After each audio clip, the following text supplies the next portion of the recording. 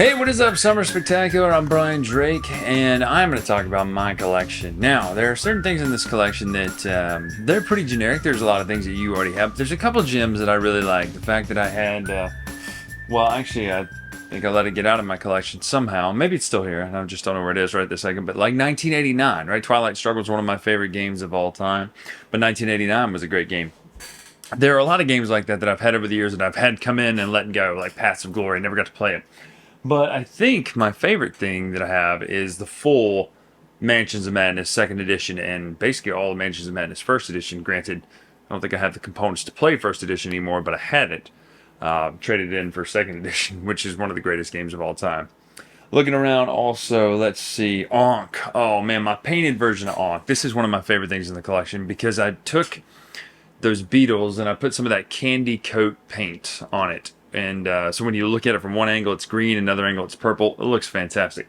Ooh, I forgot I painted Osiris and all the other major gods here. I'm going to show off a couple of these as well. Let's see. Got Osiris.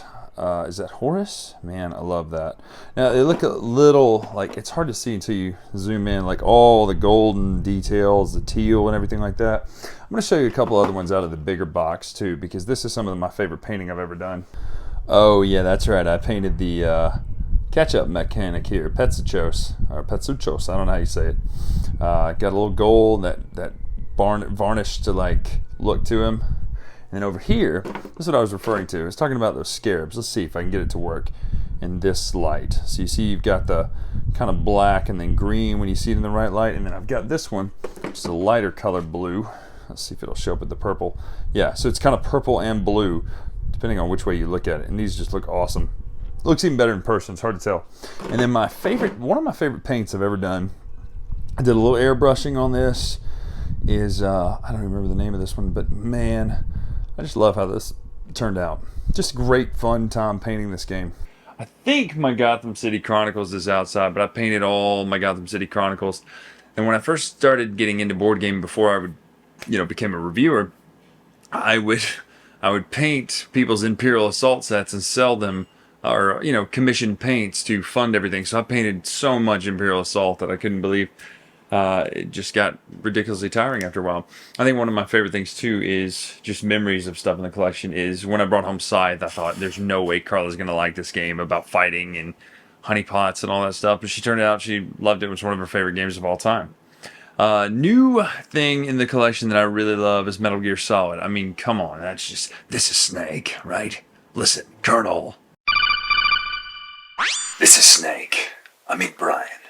Kept you waiting, huh? Snake, I know outside in your house in Mobile it looks like Shadow Moses. Broke a century record snowfall. And my nanomachines are busted.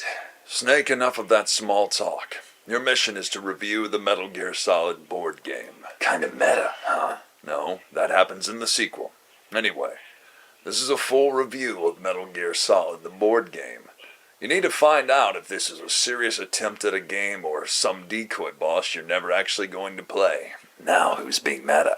Everything is to be obtained on site. Let us know if this game is worth its salt. Salt? Isn't that the Nuclear Proliferation Act? Snake, we don't have time for Brian's antics. Alright, I'm commencing review mission now. This is McDonald Miller. Oh yeah, you were way cooler in the prequel games. How dare you, brother? Snake, do you really love any board game? That kind of stuff was fun. I'm trying to think if I have any, there's a Euro game that I absolutely adore right there that's hard to find in people's collections, The Colonists. It's one of my favorite games of all time. You set it up for days, literally, set it on the table and let it just sit there because it takes like 6-7 hours to play, but it's so rewarding. It's one of those few experiences where you actually get to build an engine and that engine pays off. Like, where in the world does that happen where you actually get to set up something for making lumber and then taking that lumber and turning it into other goods and trading those goods for other things? It rarely happens because usually the game's over too soon. Colonist does that and does it in spades. Outside, I got a whole bunch of railroad games out there. I love those. Over here, Tales of the Arthurian Knights. If you haven't played this yet, it's fantastic. Just such a fun experience. And then out in the other room, in the living room there, we have kind of our like mainstays, things that aren't going to leave the collection. These are like River Valley Glassworks, Sagrada, Azul, things like that. I just put Pergola in there, and if you know, I recently gave Pergola a 10, which may be my first 10 ever. Now, it doesn't mean I like it better than Twilight Imperium 4th edition or anything like that, or even 3rd edition. But it means that for my review, for giving it to it, I gave it a 10. Just a fantastic, struck me in the moment as just being a wonderful, wonderful game. Another game over here I see that I want to talk about for a minute that I don't see get enough love is Chocolate Factory. If you haven't played Chocolate Factory, oh my gosh, this game's good. It has the conveyor belt action, sending them down the conveyor belt to just be exciting and change your your cocoa into other things to make them even better. Now, there are some things on this collection that I see that clearly just got stuck in a spot because I needed to review them and just never got to the review because Tom will send me a box of games. Some of them are great. Some of them are not. Down here. Also, we've got a whole bunch of card decks up there. You know, regular cards, these things you could play before games came out, which are pretty great. You know, got a nice collection of those. And then there's magic tricks right there. Literal, actual. I don't even want to show you what they are because some of them might reveal what they have, you know.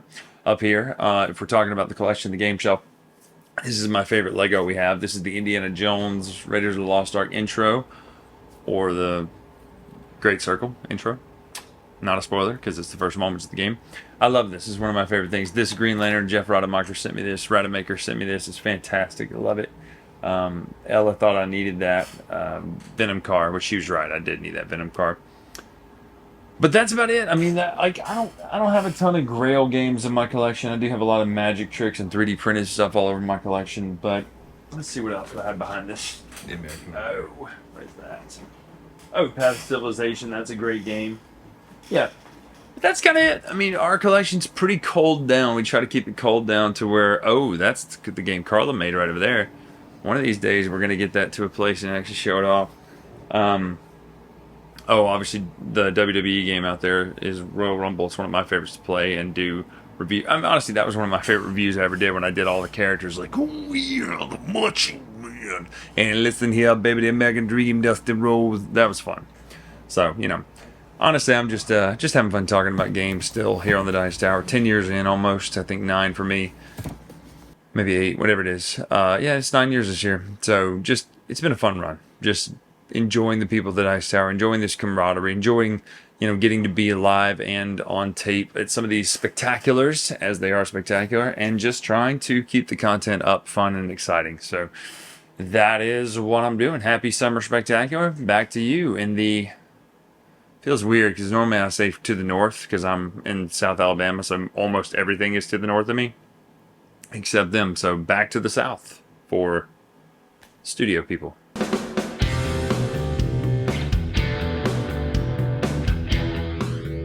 Hey folks, thanks for joining us for that video. If you haven't yet, like the video, subscribe to the channel, and hey, make sure you check out what's happening where I'll cover an app on an iOS or a Switch device, and you can check it out along with me. Thanks very much. You've been watching The Dice Tower.